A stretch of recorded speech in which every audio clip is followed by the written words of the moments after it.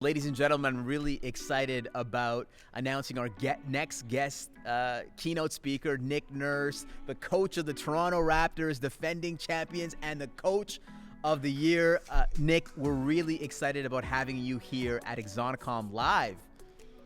Thanks for having me. Excited. Been looking forward to it. It's good to finally be here with you Awesome. guys. Well, you look good in the bubble there in Orlando. I was going to ask you a question because I heard some mixed reactions about the food. How is the food on the Disney campus?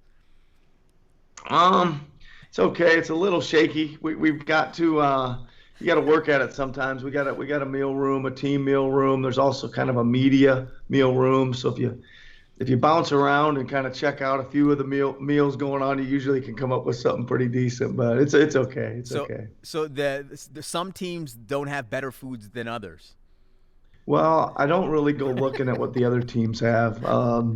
So I don't know, but ours has been great. We worked really hard at getting good stuff. It's been okay. The meal questions came in the first few days when we couldn't leave our room, and they'd knock on our door and leave it outside, and everything was in individual containers. Those first 48 hours were a little rough, but since then it's been okay. It's been okay. Well, that's great. Well, AxoniCom Live is all about driving the front line forward, and I'm just curious. Back in the day, did you have a frontline job like retail, customer service? Well, I had a few growing up. I mean, I did a lot of jobs growing up. Come from a big family of I got 8 brothers and sisters, and we had to all work many different things. I did work in a clothing store in high school. I worked in a restaurant as well. I detasseled corn, if you know what that is. I walked beans, baled hay. I did a lot of that. Grew up in a rural community, so did a lot of those kind of jobs. Well, you were also close to becoming an accountant, and Axonify CEO Carol Lehman, she actually started her career as an accountant. I started my career as an accountant as well. Now, if you weren't an MBA coach, do you think you'd be an accountant now or something else? Well, I tell everybody I got a degree in accounting. I went to a really, really good school for accounting, one of the tops in the U.S. I just happened to kind of be there and jumped in the program. Decided I wanted to become a basketball coach my senior year at university, and I tell people I haven't accounted for anything since. But I would probably be a teacher, maybe a professor or something like that. I really believe in continuing education, and I'm still working on a few advanced degrees, pecking away at them a little bit as I go here. Yeah. Well, on that note of sort of lifelong learning, you've had a pretty amazing career. Taking Drake, started from the bottom. Now we hear. You started as an assistant at Grandview College, to the BBL, British Basketball League, to the NBA D League. You've won championships and awards along the way.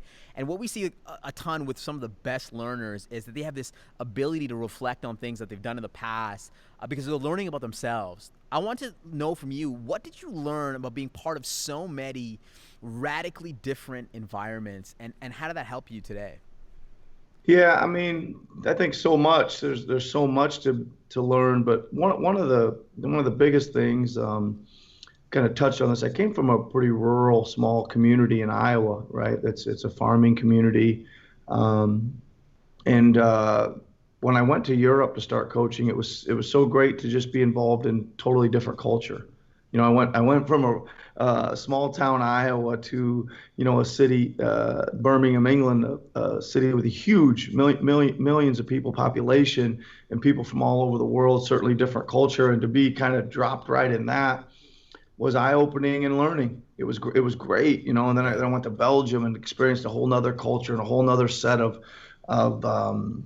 dynamics with different players from where they came from, and heck, even the language they spoke, the food they ate. I think it just gave me such a worldly view. I ended up coaching a game in something like 33 different countries while I was over there, right? So the travel, the experiences, I think just made me a little bit more open-minded.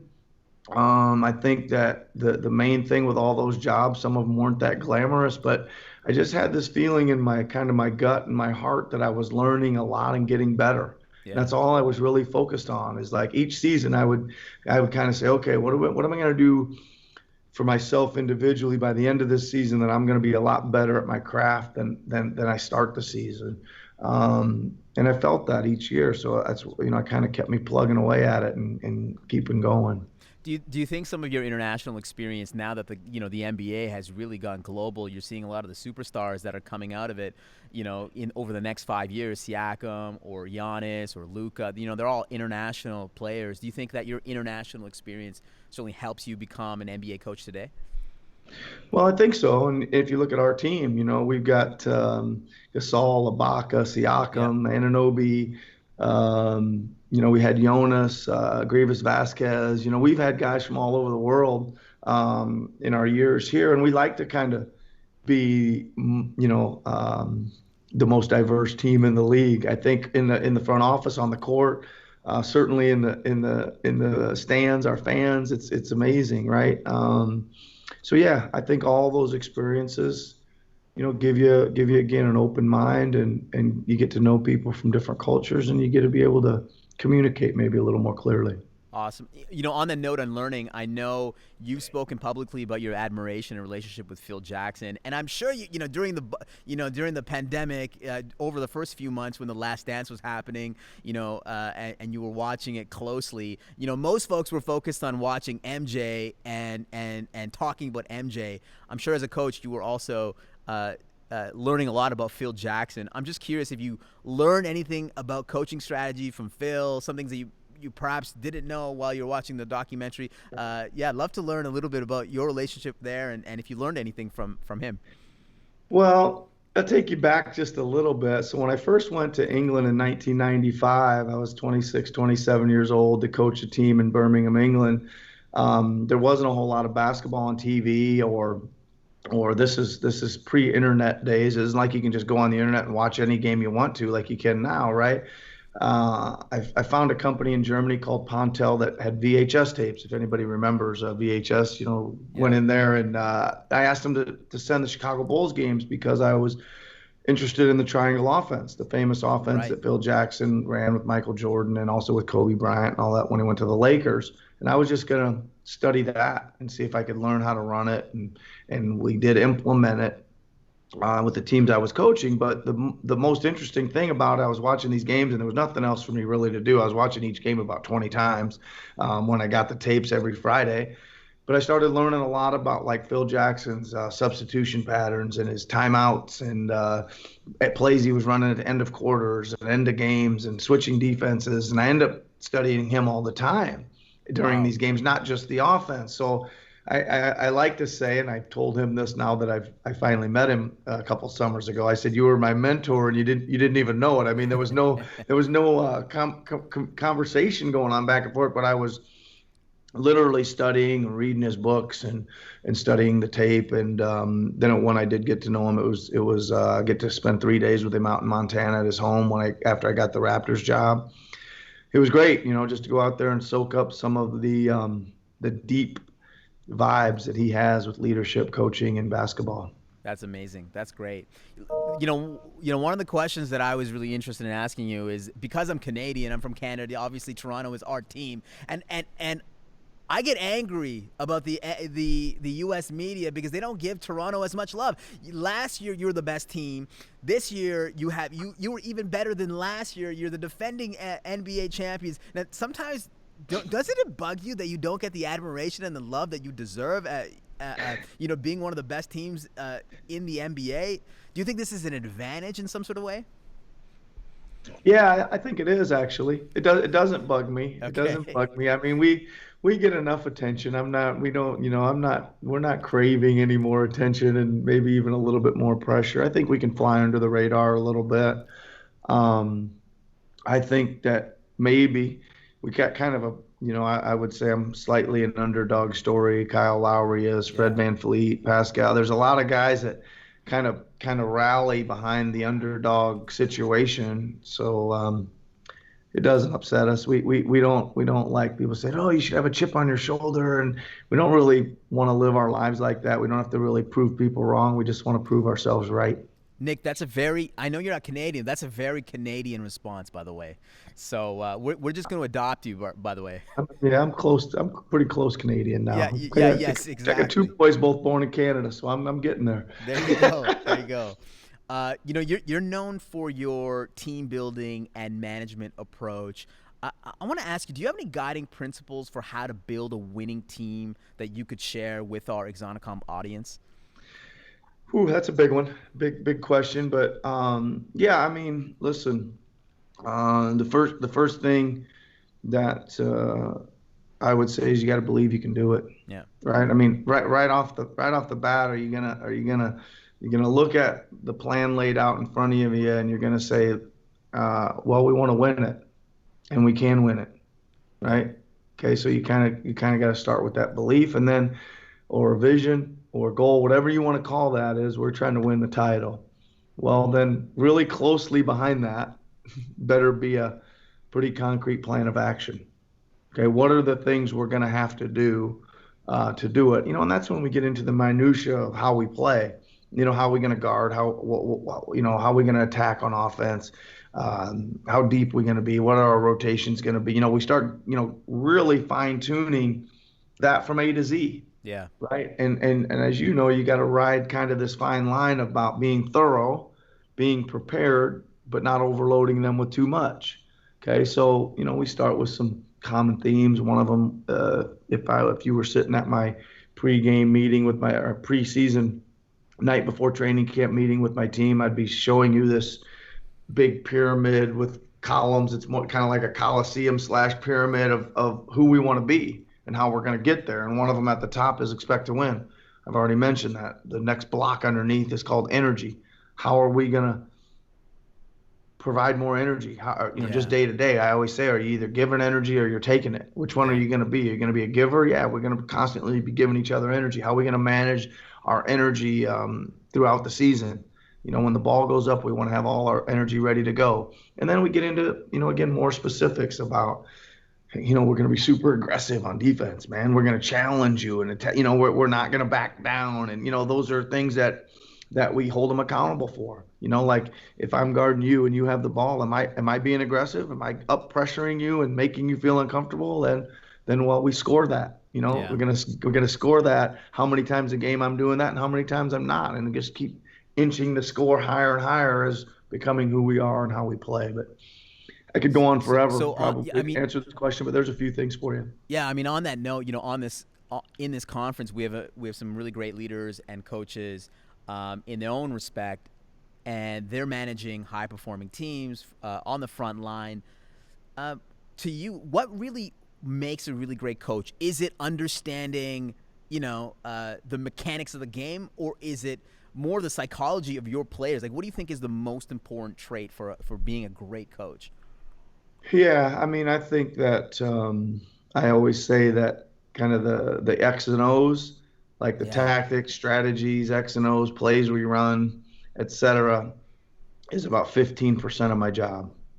Yeah. Okay, and the 85% is the psychology, the leadership, the promoting and building chemistry, the getting these guys to believe they can become even more than they think they can believe they can become Yeah. individually and as a team. I think sometimes you gotta really push the bar up on that kind of stuff. But I will say this too, for me anyway, in my profession, that 15% of the X and O's and all that stuff um, really is kind of the first gauge of trust that the players have with you.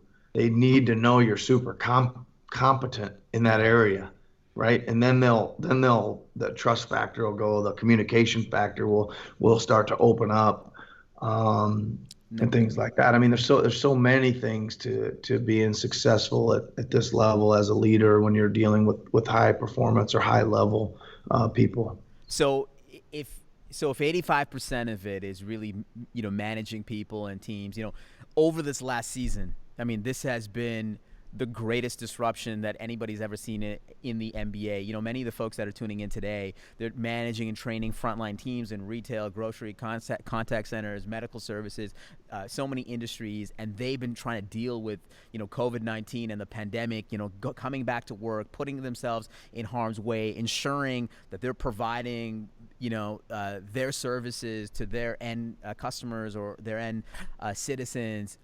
You know, how have you managed to get your team through this disruption and keep people focused on winning this next championship with all this craziness around us? I mean, you stop for 3-4 months. Yeah. You know, you know, people got to get back into shape, back into the right mindset, plus all the social justice disruptions. I mean, take me through that. Yeah, I think the biggest thing, two things really, Yeah. man. I think the biggest one is, again, super open mind, like not trying to lay out a rigid plan, because man, things are so different and the environment's so different, and it's changing all the time. So just kind of going with the flow a little bit and seeing how things are, and then when something needs to be adjusted, quickly adjusting the sails a little bit, you know, for a couple of days, and see if that doesn't get things a little bit more comfortable or back on track or up to speed or whatever. So that's probably the first thing, right? And the second thing is really, I mean, I give a lot of messages to my coaches and even the medical staff here, our front office staff, about we've got to exude this incredible positive attitude about being here. Yeah. Like continually talking about the bubble. It's real. It's great. Right. Like seriously, like you know, we a lot of, like, about 80% of what we do that's cumbersome, even just getting in the car and driving in traffic to practice, we don't have to do. We walk out our door. You know, Toronto traffic too, you know, it's not we pretty. walk 5 minutes and we're in the gym. Yeah. Like we don't even leave the hotel complex and we're in the gym, right? There's our free time is amazing. Our rest time, our recuperation time, the coaching setup here couldn't be better. Yeah. You know, so there's things like that. We're just constantly trying to deliver those messages rather than anything else. You think, oh my God, it's a bubble. It must be awful. Oh my God, you must miss this person or that person. Oh my God, every day is the same. Oh my, you know, we don't talk about that. We talk about we're getting better, we're getting stronger, we're enjoying it. We're here to do you know, we have a mission to try to accomplish. We're here to try to get this team to reach their ceiling. So those two things to answer your question, to be honest with you. I love it. Now, did you call, like, you know, during the 3-4 month span, did you call, like, for example, Ibaka and be like, hey, I just want to make sure that you're eating right, or, you know, because he loves to cook, right? Or calling Gasol and being like, hey, because I saw Gasol, you know, coming out of the pandemic, and he looked really trim. Were you catching up with some of the players during the okay, yeah. Yeah, for sure. We touch base with them at the beginning. We touch base with them like every day, right? Yeah. We were just making sure that they were healthy and all that kind of stuff. And then we had to settle in and send them some exercise gear and some workout programs and basketballs and all kinds of stuff. And then I went on Serge had that talent show on I think it was Instagram. It was really good, and I was a judge a couple times on that, so I saw Serge a few times on that as well. Talked to Mark, Kyle, all the guys a lot. Yeah. Okay, good. Well, listen, you know, I'm an innovation guy, and I'll say this, that you're one of the most innovative coaches in the league. And, you know, one of the things that makes you a great coach is that you've designed such a creative system: traps, switches, hedges, digs, rotations. It's a constant puzzle for opponents. You know, I heard you last night talking about, somebody asked you about the bag of tricks. I remember Steph Curry calling it, you know, after game 2 in the finals last year, that calling it the defense janky, or, you know, it's just a masterclass on experimentation. What is your process around experimentation, and how do you try to experiment without, you know, throwing away the existing playbook and the core of what you're doing? So talk to me about your style around experimentation. Well, let's talk about the defensive side of things, because that's primarily what people talk about the most. I mean, we're experimenting on the other side of the ball a lot too. First of all, it's really been a lot about my training. I've been fortunate enough to, I was coaching in the British Basketball League where nobody really gave a darn what I was doing or not doing. So I was put in situations where I was trying all kinds of stuff that I just thought seemed reasonable to me. And then, you go on a process of selling that reasonable thought to your team. And, but and putting the whys behind it. Why, coach, why do you think we should do this? And I'm like, this guy scores all their points or has all their assists, and we're going to take him out and let's see if they can function without him. At all costs, we're going to take him out and let's see what happens. And they say, all right, coach, we'll try. It sounds good, and then it starts working, and then it builds momentum, and then they're into it, right? So there's a little bit of testing, selling, communicating, Yeah. Proving the experiment works, and then building on it from there. And that's pretty much it, I think. And now we've come to a point where some of it did work, like as janky as that defense was, what really helped two things. I looked at Kyle and I said, here's what I'm going to do right in the middle of the game, and showed him it, drew on the board, and this is what it looked. He says, looks great. Let's do it. Yeah. And I think we went out and stole the ball from Curry the first two possessions. So again, you get some buy-in from one of your leaders, Kyle. He kind of tells the rest of the guys, let's roll with this. And then it works, get some immediate success. But going back to answering your question, is all the other like fundamental and foundational principles got to be in place, man. We got to do it hard. The work rate's got to be there. There's got to be some pressure on the ball. There's shot challenges got to be awesome. We got to limit them to one shot. All the other things we do normally in defense still have to be there. Those foundational things all would fall apart. I love that. We'll continue experimenting, and I think that's the reason why you guys always put everybody on their toes. So I think it's great. I'm a basketball nerd, and one of the things I love about basketball is that it's a game of momentum. People can just catch on fire, and I think in the business realm as well, like people are trying to find that hot hand, that phenomenon where players get in this supernatural trance where they can't miss. I think everyone's trying to get in that flow.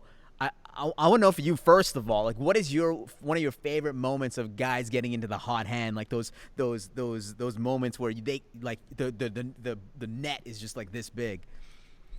Well, I mean, personally, I had one really big one in my own life Okay. when I was a player a long time ago, and I never forget it. Right, like really like exactly what you described. They were just like floating across midcourt and letting the ball go, and it was going in like time after time of shots you'd never maybe even taken before.